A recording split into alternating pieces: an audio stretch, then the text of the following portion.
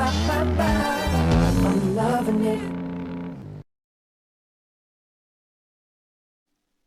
Alright, so today I'm going to be sharing my setup for the KX450F. I did a video on this for the 250F, and I have had a few comments asking for a 450 setup, so I decided to make this. And since I will no longer be racing in the MX1 Championship, I don't really mind sharing it. So yeah, I guess let's just get straight into it.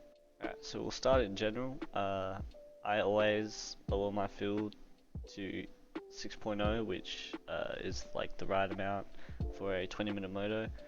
On a 250, I'll put it down to like 5.5. Makes the bike a little lighter, a little bit easier to control, which a lot of you know I like to do. Tire pressure, I don't 100% know if it does something, but I feel like it does.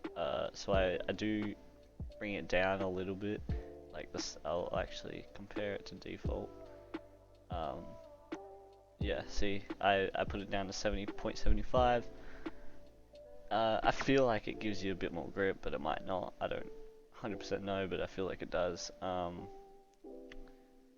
For Lommel and Lorop and sand tracks, I'll put it down to 0.70. The front leverage I put at 20 millimeters, just because I think don't quote me on this. I think it like takes longer to activate, so I have it at that, just so when I hit the brake, I don't always go over the bars, because it,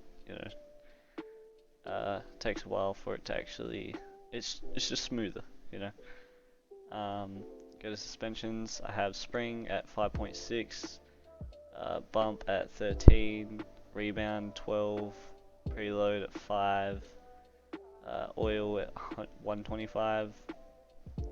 For the rear, I got spring at 54, which is default.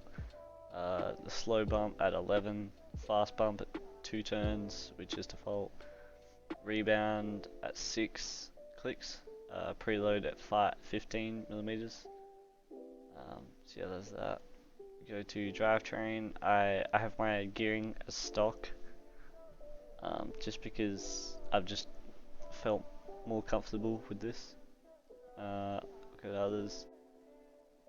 I always change my swing arm length to 2, just because it helps me make those wider turns, I guess you could say. Like, just feels better to like when you're in a wide turn, you can stay low for a really long time. Whether if you're on a when you're on one, if you have a wide turn and you're leaning over the whole time, you can often crash. I got the fork offset at 25 and the fork height at 7. Rod length is 125, which is default. I always run my aggressive white aggressive mapping. I think in my 250 video I probably had it on green, which has changed. I always run white aggressive now. So yeah, I think that's really it. For sand, it's kind of the same. I do switch up a few things, but it'll take too long to go through. Now, I will say that this will not always help you like go faster. It's mainly like personal preference, so you don't always want to have like somebody else's setup. You usually want to find your own setup that works for you. Just because you're going to have my setup does not mean you're going to be racing in professional races and stuff. But I hope it does help. So yeah.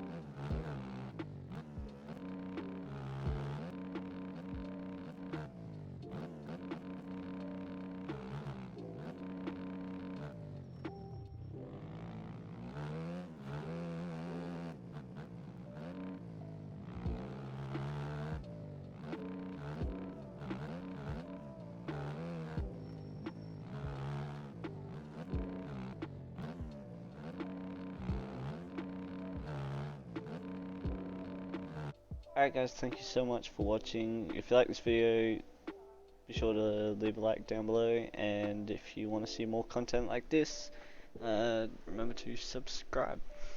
I will release a controller and settings video, or controller settings and settings video, or whatever, in the future after I hit 2,000 subscribers. So if you could get me to that, that would be fantastic. But for now, I will see you in the future. Bye bye. I'm loving it.